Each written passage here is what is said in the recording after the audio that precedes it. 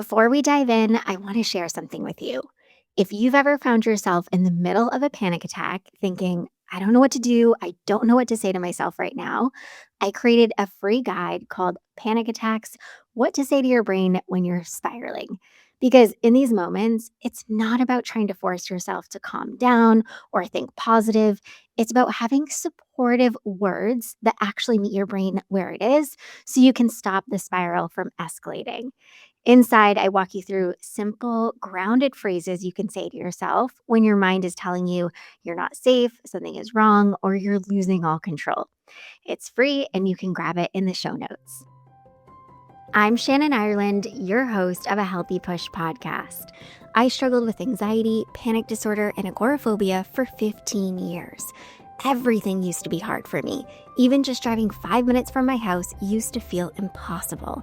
But now I absolutely live for travel and adventure, and I experience lots of peace and joy. I've not only reclaimed my life, but I've helped hundreds of others to do the same.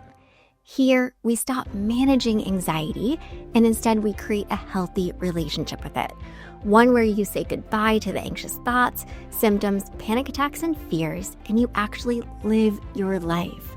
Forget complicated strategies, quick fixes, or the same old hacks you've heard 100 times before. Each week, I'll bring you simple, actionable advice and honest conversations that lead to real, long-term healing. You aren't just an anxious person, my friend. There are reasons why you're struggling with anxiety, and these are things you can fix and heal from. And this is where that journey begins. Welcome. You're right where you're meant to be. Hello, and welcome back to a Healthy Push podcast. So I have to say, I feel like I'm doing lots of pregnancy-related episodes, but it's really because I want to let you in on all of it. And I obviously feel like there's so much that I haven't shared. So today I want to dive in and talk to you about what I'm thinking for labor, delivery, postpartum, and like some anxiety-related stuff, especially now that I'm getting closer to delivery. I honestly think when this episode comes out, I'm like, oh my God, just saying this out loud, I will be so close to having this baby, if not maybe already having had the baby. So I thought it would be helpful to share what I'm planning, but also how I'm thinking about it, because I think that part matters just as much. And I have to say, this is my plan. It's not like the right way. There is no wrong way to do this stuff. And things can obviously change, and that's okay. So, the mindset I'm having going into this birth and my postpartum journey is really I'm trying to do my best to not control all the things, like less planning, less preparing, and just more trusting. And this is such a massive lesson that I learned in my anxiety recovery. Like, the less you plan and prepare and try to control everything, the easier things feel and like actually look, and the more peace you experience. And another big lesson that I learned in my recovery was that some of the most beautiful moments happen when there are so many uncertainties present. And obviously, there are so many uncertainties, right? Like, I cannot predict how my labor is going to go and the delivery, and I cannot predict postpartum. So, I am like having some plans, like loose plans, but they're not like these rigid expectations. And I feel like that's because I learned the importance of just embracing that uncertainty, because the more expectations you have, usually the more chaotic things go and look. And like, I don't want any of that. So I will just say I have preferences. Like, these are my preferences, but they're not really expectations. Like, I'm holding it all very loosely.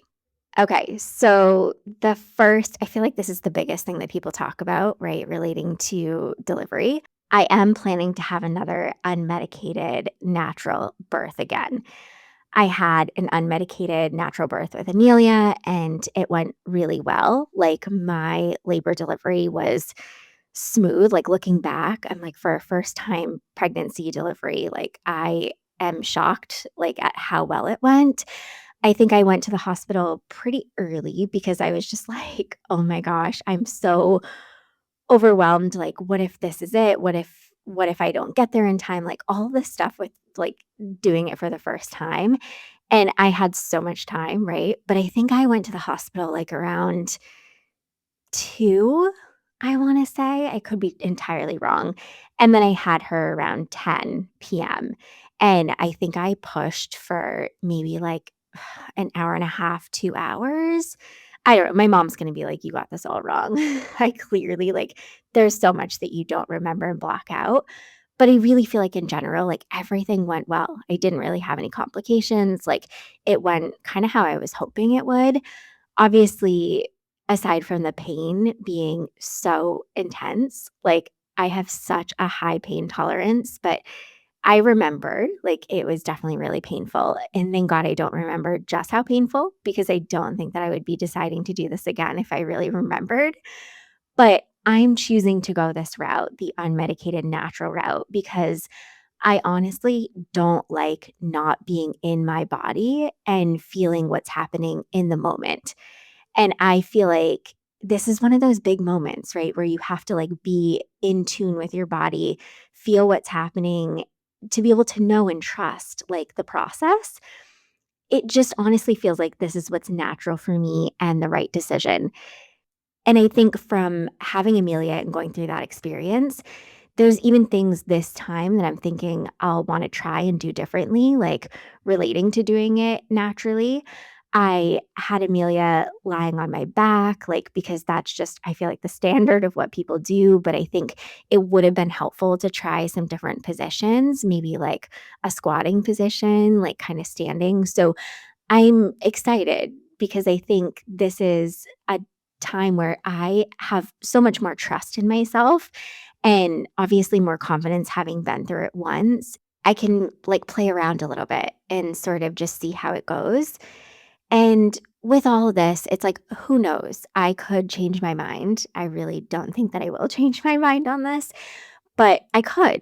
And honestly, there's of course so many factors, right? Like because there are so many uncertainties, I might have to go another route. And if I had to get an epidural or I had to have a C-section, like I'm okay with that. If anxiety recovery taught me anything, it's that you really don't have control. And just accepting this, I think, brings so much more peace. So, like, I have been telling myself, however this goes, however this looks, it's okay, right? We're just going to allow whatever happens to happen and for it to look however it looks. And I think that's bringing me a whole lot of peace because I'm not trying to control all the things. And of course, I plan to have Patrick right next to me and my mom. Like, my mom was so helpful in my delivery with Amelia, and she had both me and my brother naturally. And is she's probably the biggest reason why I did it because she was like, I did it with both of you and it was great. And I just like rolled with it. And I really didn't have any regret. You think sometimes like maybe you'll have that regret of like, oh my God, why didn't I get the epidural? I just think when you're in it, you have to accept, like, what's happening is happening, and I think I did a very good job of doing that, but my mom was such a good coach through it, like, honestly, way better than the nurses and even the doctor, like, my mom had been through it, right, and knew what it was like, and so she was just so helpful. So, I'm planning to have both of them with me. It's so cute because, of course, Amelia is like, "Can you please make sure that when this happens, I am not with you?" Like, she does not want to witness any of it, which obviously makes sense. She's 7 years old, and she's just like, "Mama, I can't. Like, I don't wanna see you cry. I don't wanna see you be in pain." And I'm like, "No, I totally understand." So, we have some plans, right, for all of it, but I am just letting myself roll with this, and whatever it looks like, that's how it's gonna look.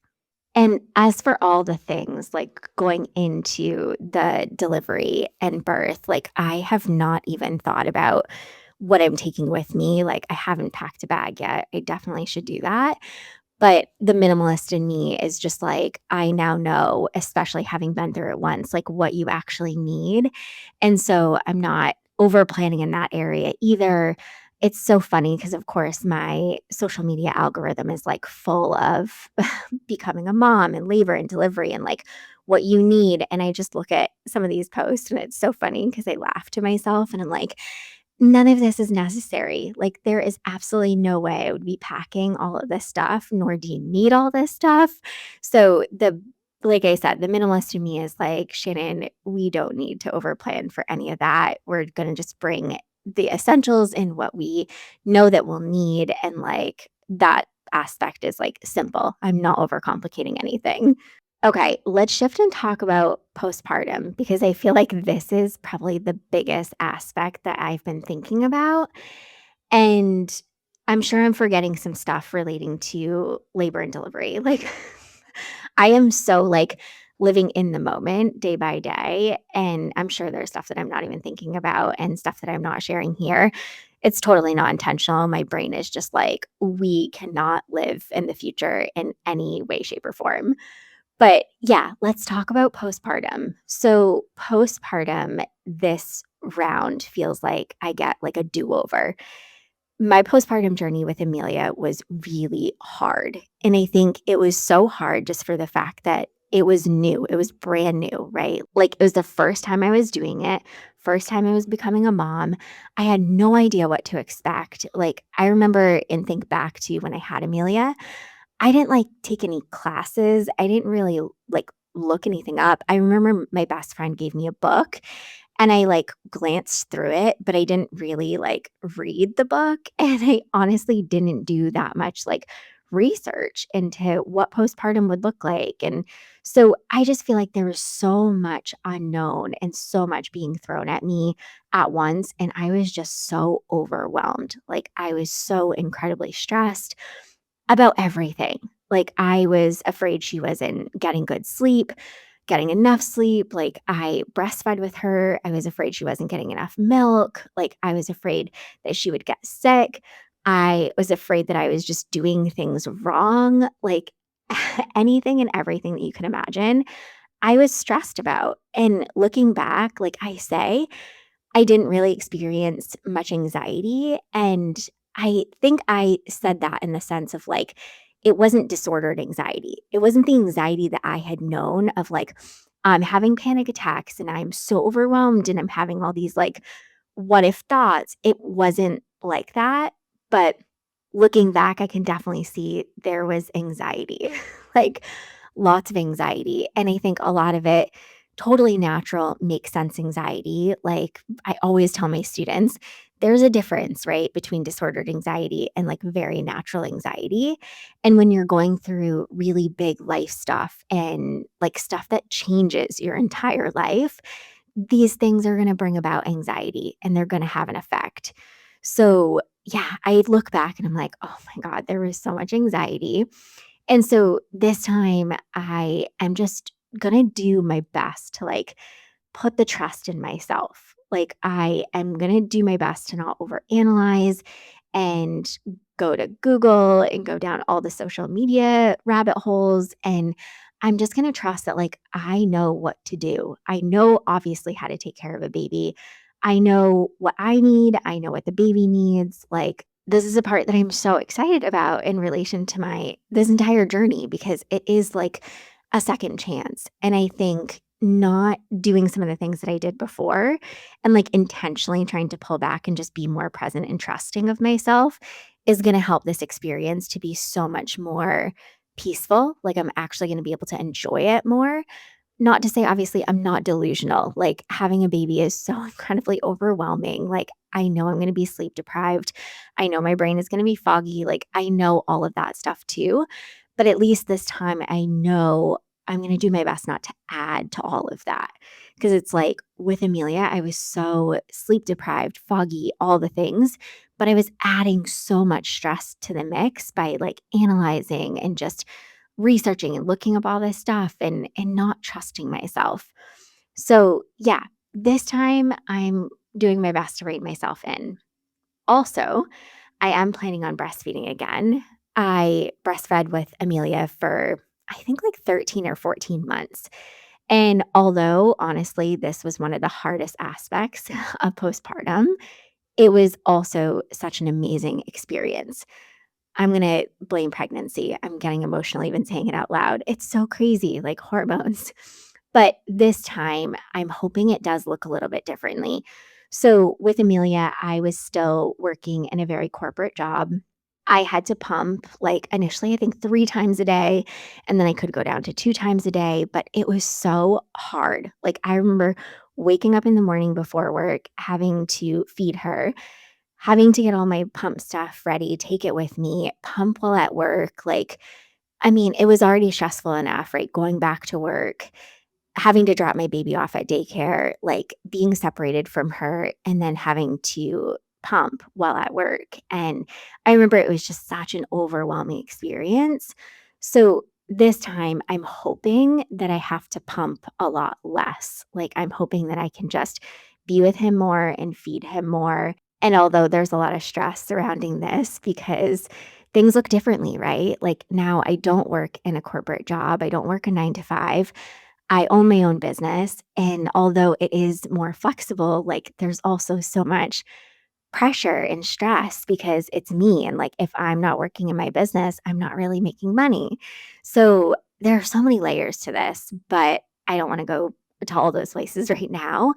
I am just, like, hoping this will look differently, and I can just be with him more, feed him, and not have to stress so much about pumping, because if you've done it, pumping sucks. Like, it's just there's no way around it. It is stressful, sometimes it can be painful, and it's not fun.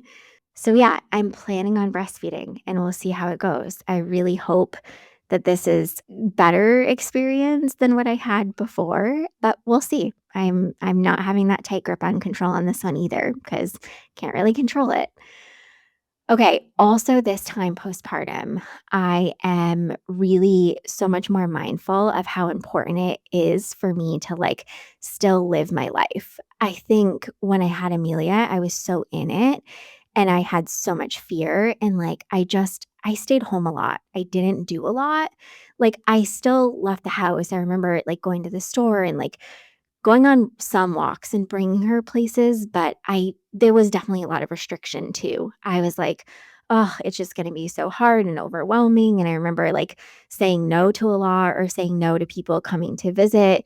Of course, like, the first few weeks, it's gonna look differently. I'm more so talking after, like, the first few weeks, because definitely within the first few weeks, I just want it to be, like, me and him are spending time together and, like, really creating this bond and just getting to know each other, right? And, like, allowing myself to heal and go through that journey.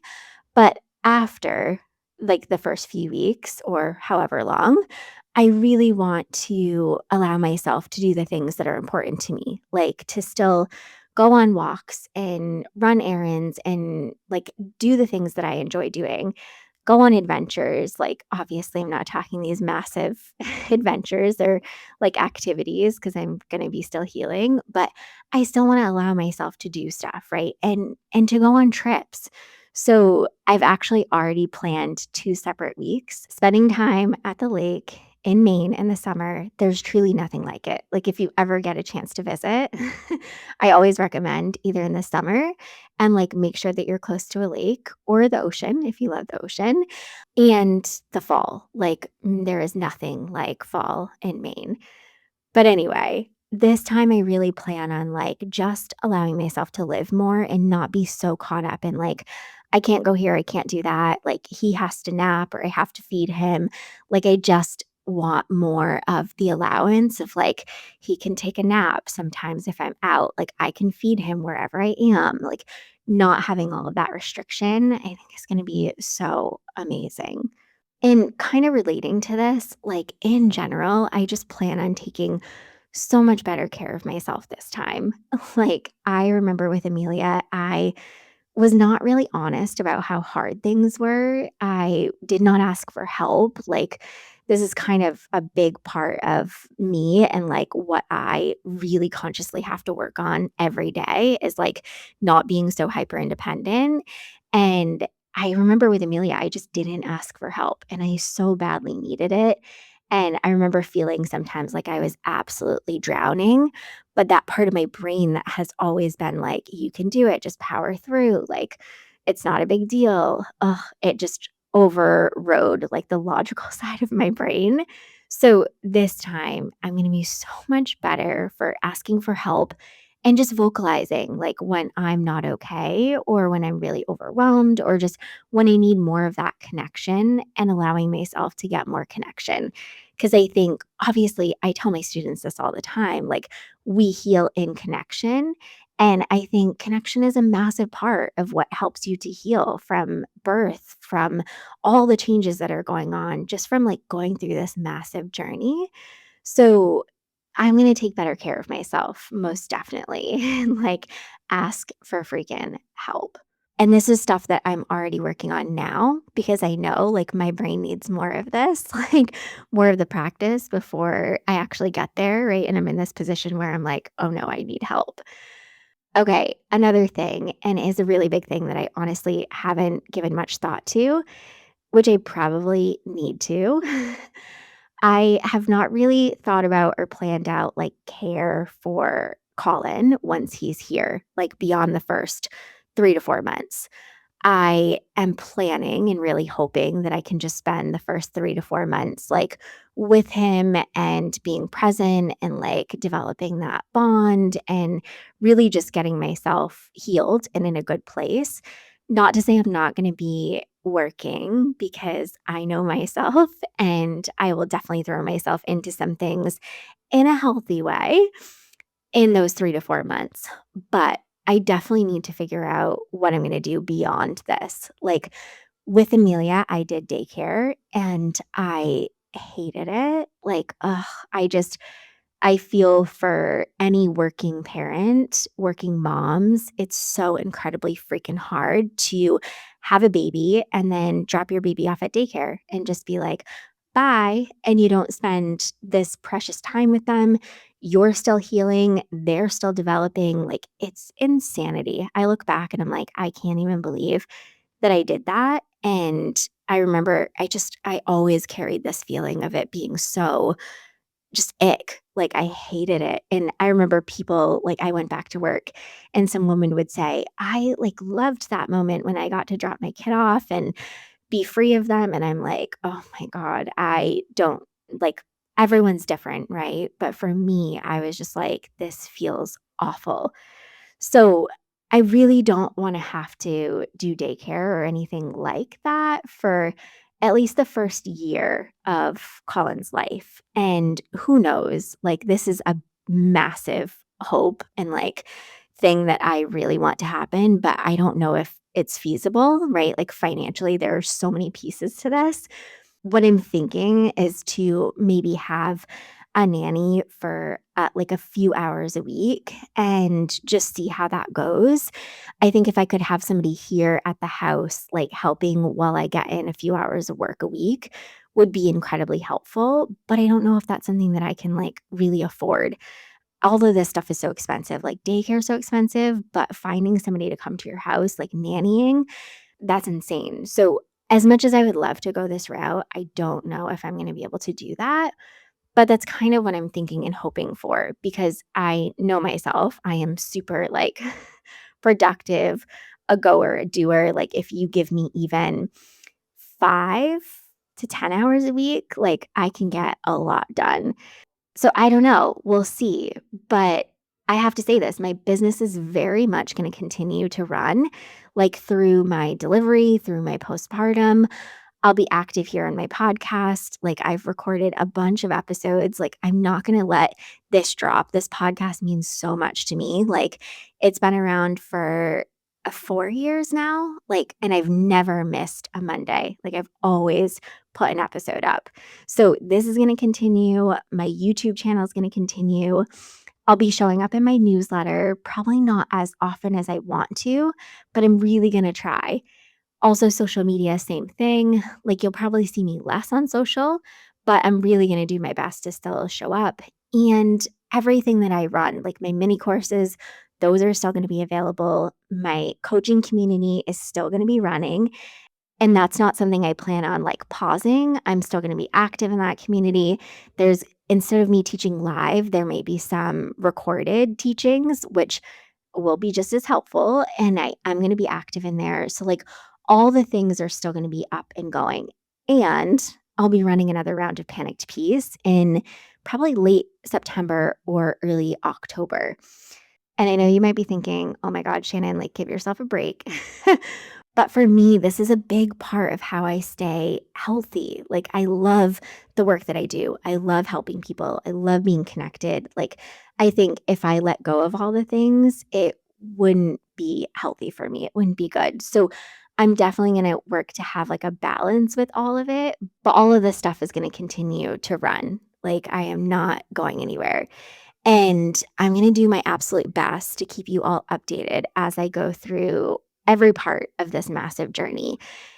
And I'm also not going to put all the pressure on myself to like show up in the moment and share it all. Like, boundaries are so incredibly important. And I know that I need to have really strong boundaries in relation to this entire journey. So I'm so happy that you're with me. And I am just so glad that you're going to stick with me on this journey. And I've appreciated all of your love and support and kindness. Like, all of the messages I've gotten, just the support, like you guys are insanely amazing. And I love you so much. And I'm so appreciative of this community. So I have to end with this. With this whole delivery journey, my postpartum journey, like I'm putting so much more trust in myself. And I want you to think of what would it look like for you to put a little bit more trust in yourself right now? Like, what would that look like? The more we take these small steps towards putting more trust in ourselves, the more peace we experience. So I really hope you take a look at this and just what's one small step? All right. Until next time, keep taking healthy action. I hope you loved this episode of A Healthy Push. If you have, I'd be so grateful if you could leave me a rating and review wherever you're listening to this podcast. This helps people to find the show and get the support they need. And if you know someone who could use a little push, be sure to share this episode with them. And for even more support, head over to ahealthypush.com for show notes and loads of tips, tools, and inspiration to help you on your recovery journey. I'll see you next week.